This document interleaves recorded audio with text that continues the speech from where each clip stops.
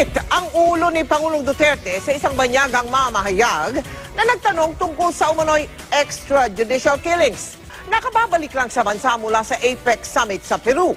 Yan naman ang tinutukan ni Ian Cruz.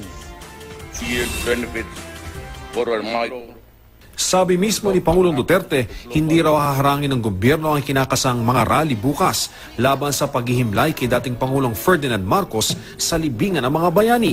The protesters will neither need, hindi na kailangan to secure rally permits or in fear of being evicted. Pinabulaanan din ng Pangulo ang mga alegasyon na tumutulong siya para maibalik ang mga Marcos sa Malacanang. Katunayan nga raw ay palalawakin pa niya ang kapangyarihan ng Presidential Commission on Good Government o PCGG na humahabol sa umano'y nakaw na yaman ng dating Pangulong Marcos. I am not doing anything to put the Marcos's back. I never said it and I will not. Natanong din ng Pangulo sa tila pagluha ni PNP Chief Director General Ronald Bato de la Rosa sa Senado kahapon. The first place, let's call him Bato. I do not have any doubt. It was just the expression of a human being with a burden on the entire shoulders, the peace and the law and order of this country. Pero tila uminit ang ulo ng Pangulo sa banyagang mamamahayag na si Jonathan Miller nang magtanong sa Pangulo ukol sa mga extrajudicial killings sa laban kontra droga. We are being called by names everywhere with no proof. And here you are, America invading a country, bombing it, killing people in the process, children, adults and all, and even the dogs, and the goats, and the lambs, only to say, oh, we committed a mistake. No weapons of mass destruction.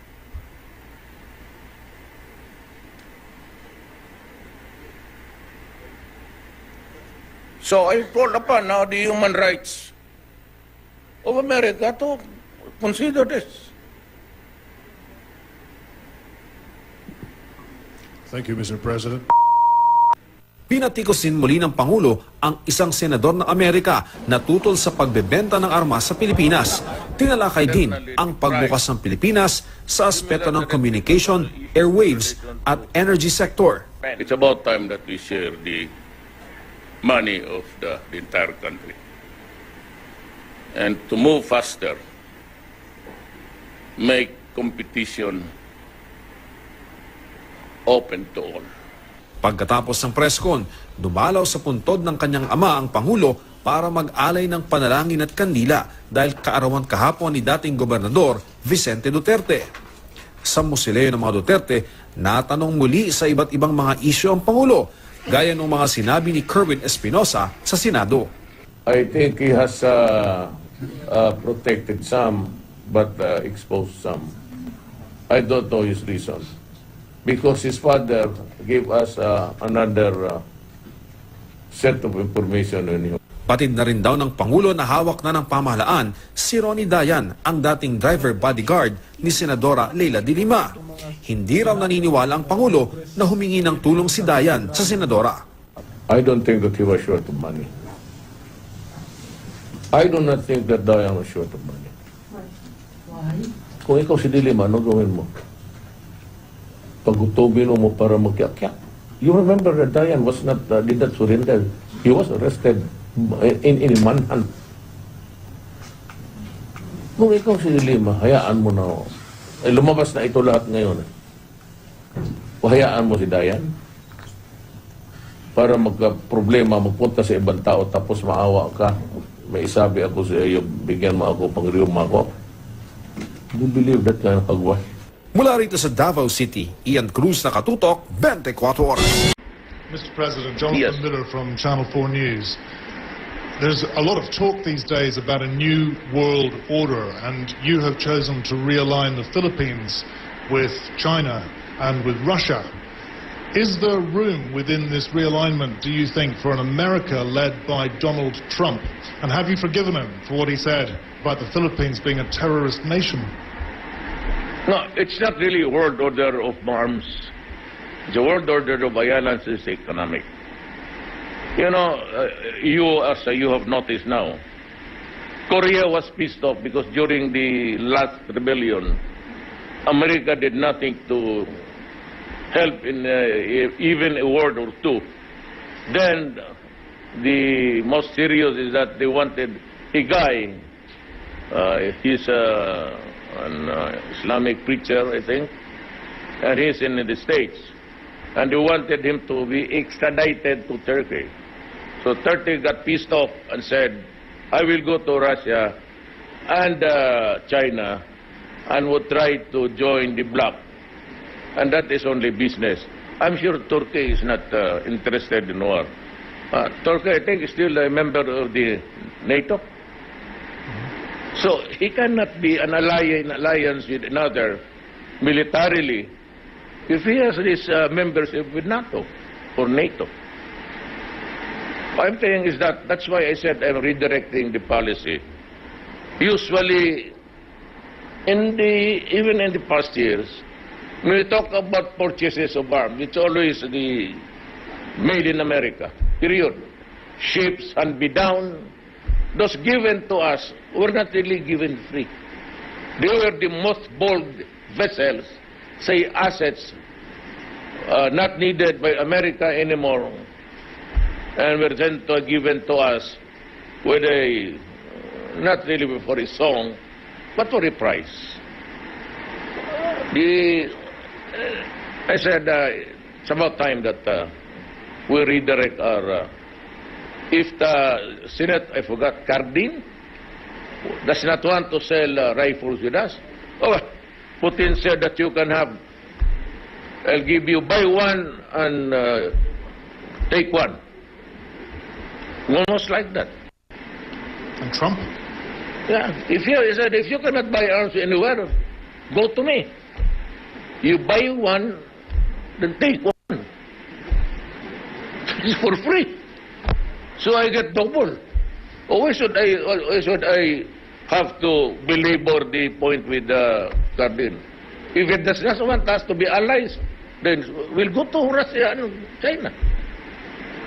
You don't deprive your ally with arms because your ally has to protect its public and to keep the order internally and to foreign aggression, to repel. Now, if you do not want to sell arms to us on the question of, I just had my figures when I was flying in, I was reading something. The deaths of America was 40, annual, 40,000. Oh, what is it? And the moment they talk about, that's the vote in the U.S. Congress. What's a popular view? Because there are pressure, as I have said. That State Department has, because of your multiracial population. They have groups there. The LGBT, oh, they go to State Department guys, they go to Liberia and offer aid and assistance. But, they said, come out with the law that would allow same-sex marriages. What's happened? What are the principles that the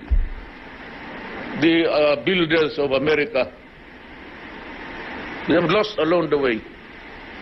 Why do you have Philippines? Do you not even know that the first 2 months of operation, even before the election, there were already a lot of killings. Even before I was elected, there were, look at the records. The first 2 months were not ours. We do not wrap people with plastic tape.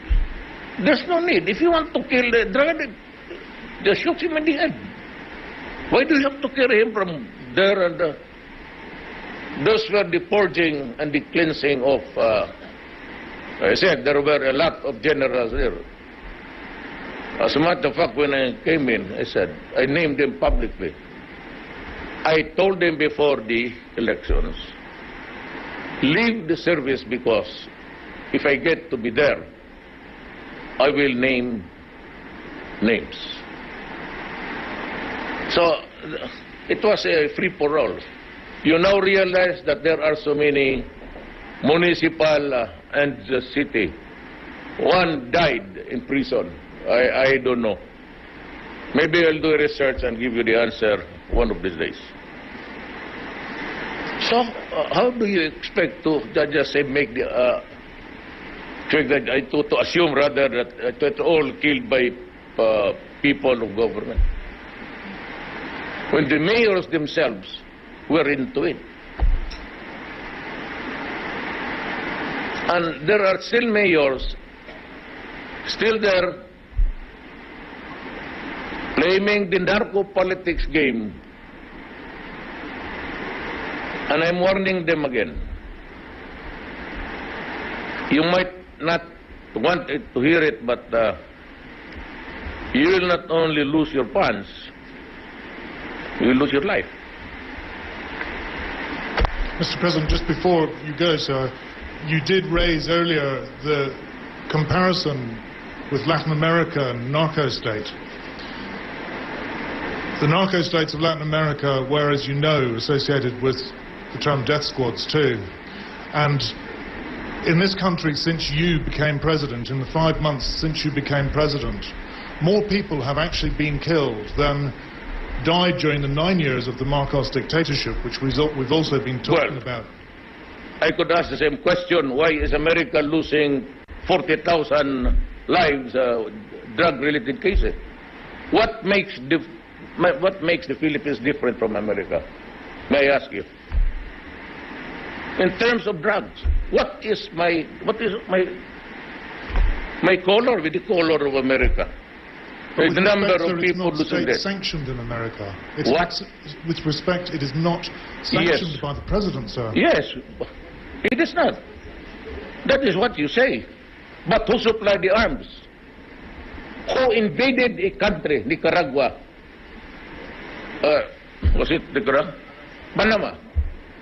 You want to talk about the law? Oh, look what America did. They invaded Panama. The president still in prison in the United States.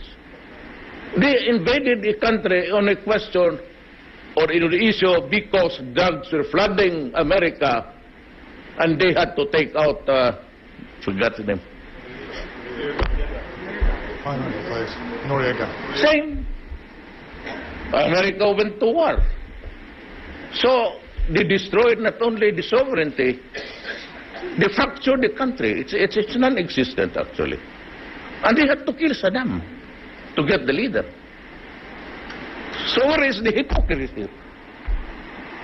Where is the hypocrisy? The Iraqis are dying, they are against each other, and because America went inside on a pretext that there were weapons of mass destruction, only to admit to the world.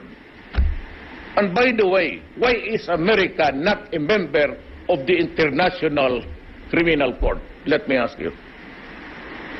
They are invoking extrajudicial killing,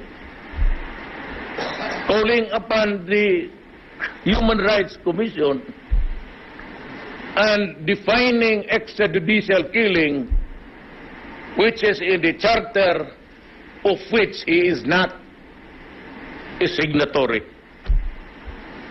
Do you know that America is not a member? And yet they threaten leaders and presidents. You do not do that to me. When you are a hypocrite to me, you are a hypocrite. By what standard or language do we use? So, I would say, do not talk about lives, about people, my own citizens. You have destroyed countries and deprived their sovereignty. So, where is the moral basis? Tell me. What is the moral basis of the so many things that America did in the name of human rights.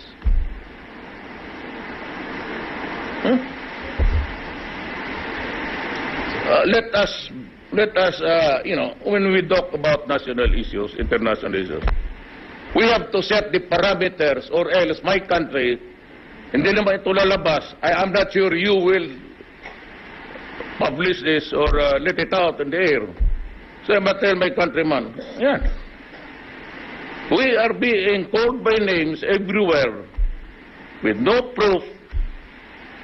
And here you are, America invading a country, bombing it, killing people in the process, children, adults and all, and even the dogs, and the goats, and the lambs.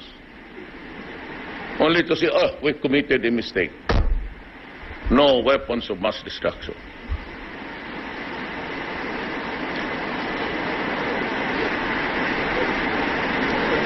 So I call upon now the human rights of America to consider this.